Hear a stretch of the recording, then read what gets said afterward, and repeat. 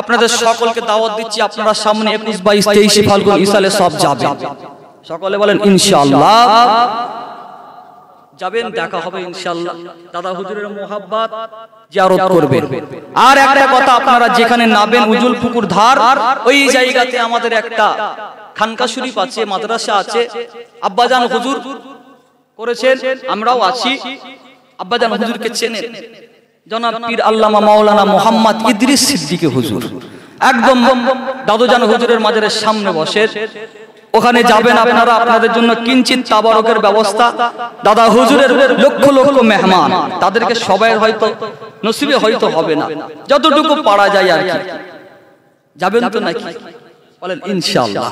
আল্লাহ পাক যেন আমাদের সকলকে কবুল করেন। সকলে বলুন আল্লাহুম্মা আমিন, আরো জোরে বলুন আল্লাহুম্মা আমিন। বিদায় নি, সকলে আমার জন্য দোয়া করবেন, আমিও আপনাদের জন্য দোয়া করছি। আল্লাহ পাক যেন সকলকে ভালো রাখেন, সুস্থ রাখেন, ইসলামের খাদিম করেন।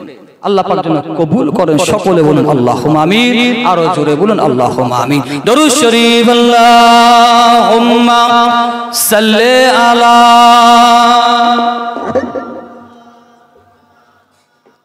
আলহামদুলিল্লাহ।